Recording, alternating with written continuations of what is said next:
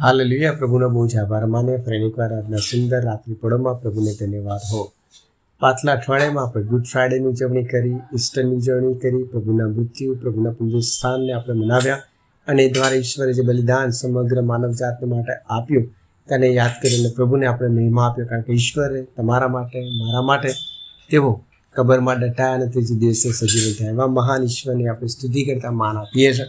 અને ફરીને એકવાર આજનું વચન જ્યારે પ્રભુ ઈસુ ખ્રિસ્ત એમ કહે છે ક્રૂસ ઉપર તેમને ચડાવી દેવામાં આવ્યા હતા ત્યારે એમ કહે છે કે તેઓએ તેમણે છેલ્લી વાણી ઉચ્ચારી અને વાણી યોહાને લખેલી સુવાર્તા તેના 19મો અધ્યાય અને તેની 30મી કલમમાં લખવામાં આવી છે। એ વાણીનું વર્ણન ત્યાં કરવામાં આવેલું છે અને એવું લખવામાં આવ્યું છે કે સંપૂર્ણ થયું। અને એમ કહે છે કે જ્યારે પ્રભુ ઈસુ ખ્રિસ્તે કાલ્વરી ક્રૂસ ઉપર પોતાના મૃત્યુની નજીક હતા ત્યારે તેઓએ જોરથી બૂમ પાડી અને એવું કીધું કે સંપૂર્ણ થયું, એટલે કે દેવ બાપે તેમને જે કામ આપેલું હતું એ કામ તેમણે પરિપૂર્ણ કર્યું। એમણે કામ એ પરિપૂર્ણ કર્યું કે તેમણે પોતાનું બલિદાન આપી દીધું હતું અને બલિદાનને માટે જ તેઓ આ પૃથ્વી પર આવ્યા હતા। એમ ઈશ્વરે દરેક તેના પર વિશ્વાસ કરનાર લોકને, તમને અને મને એક જવાબદારી, એક કામ સાથે આ પૃથ્વી પર આપણને મોકલવામાં આવેલા છે। જ્યારે આપણે પ્રભુ ઈસુ પર વિશ્વાસ કરીએ છીએ ત્યારે આપણી ફરજ બની રહી છે અને એ તો એ છે કે આપણે દેવની ઈચ્છાને જાણી લઈએ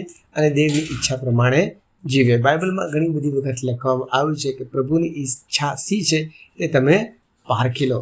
યોહાને લખેલી સુવાર્તામાં એવું પણ લખવામાં આવેલું છે કે જ્યારે તમે દેવની આગળ રજૂ થશો, ત્યારે તમને દેવની આગળ પ્રગટ કરવામાં આવશો, ત્યારે તમે એ પ્રભુને એમ કહેશો કે પ્રભુ, મેં તો તમારા નામે ચમત્કારો કર્યા, મેં તો તારા નામે પ્રબુદ્ધવાણી કરી, મેં તો તમારા નામે કેટલા બધા લોકોને સાજા કર્યા। ત્યારે પ્રભુ ઈસુ ખ્રિસ્ત એવું પોતાના મુખે એવું ઉચ્ચારશે કે હું તને ઓળખતો નથી। ત્યારે કેટલી ભયંકર અને કપરી પરિસ્થિતિ આપણા માટે થઈ જશે કે જ્યારે ઈશ્વર આપણા માટે એવું કહેશે કે હું તમને ઓળખતો નથી।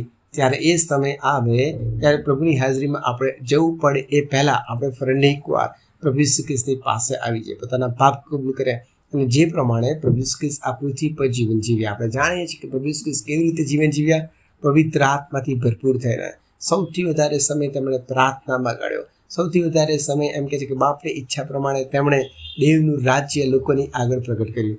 આજે આપણે આપણી જાતને પ્રશ્ન પૂછીએ કે આપણે કેવી રીતે આ પૃથ્વી પર જીવન જીવી રહ્યા છે। પ્રભુના બાળકો તરીકે, પ્રભુના લોક તરીકે, પ્રભુના સેવકો તરીકે આપણે આ પૃથ્વી પર એમ કહે છે કે પૃથ્વીની બાબતોને ધ્યાનમાં રાખીને જીવન જીવીએ છીએ, સેવાઓ કરીએ છીએ અને એમ કહે છે કે પ્રભુની પાછળ ચાલે છે। ઘણી બધી વખત એમ કહે છે કે નાણાં, સંપત્તિ, ધન, દોલતની પાછળ આપણે દોડીએ છીએ અને તેની સામે જોઈને ઘણીવાર આપણે દેવના વચનની સાથે સમાધાન કરીએ છીએ। ઘણી બધી વાર એમ કહે છે કે પાવર, રિકમેન્ડેશન અને ઘણીવાર એમ કહે છે કે ભલામણ અને એમ કહે છે કે ન્યાયની પણ શરમ રાખતા નથી અને આપણને મન ફાવે એ રીતે દેવના વચનની વિરુદ્ધ જીવન જીવીએ છીએ। પણ એક એવો સમય આવશે, બાઇબલ એમ કહે છે કે જ્યારે તમારે દેવની સામે ઊભા રહેવું પડશે। ત્યારે આપણા માટે પણ એક પ્રશ્નાચિહ્ન છે કે જ્યારે આપણે આ પૃથ્વી પરનું જીવન જે દોડ છે તે પૂરી કરીશું ત્યારે શું આપણે પ્રભુ ઈસુ ખ્રિસ્તની જેમ કહી શકીશું કે હા, સંપૂર્ણ થયું, હા પ્રભુ તમે મને આપેલું કાર્ય પૂર્ણ કર્યું? જો હજુ પણ એક ખાતરી નથી, હજુ પણ વિશ્વાસ નથી, હજુ પણ આપણે પાપમાં જીવન જીવીએ છીએ, હજુ પણ સત્તાની પાછળ, ખુરશીની પાછળ, પૈસાની પાછળ, લોકોની પાછળ, જગતની મોહ માયા, ઝાડ અને પાપની પાછળ દોડી રહ્યા છે, પણ પ્રભુની ઈચ્છા મારા જીવન માટે, આપણા જીવન માટે શું છે એ ખબર નથી અને એ પ્રમાણે ચાલતા નથી।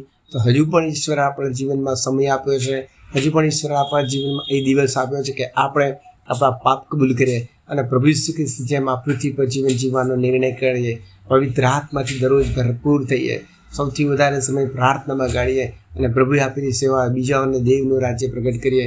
ત્યારે ઈશ્વર આ પ્રકારની સેવા આપણા દ્વારા, આપણા જીવન દ્વારા માગે છે કે જેથી કરીને જ્યારે આપણે પ્રભુની આગળ રજૂ થઈએ ત્યારે આપણા માટે પ્રભુના શબ્દો હોય કે ઓ મારા વિશ્વાસુ ચાકર।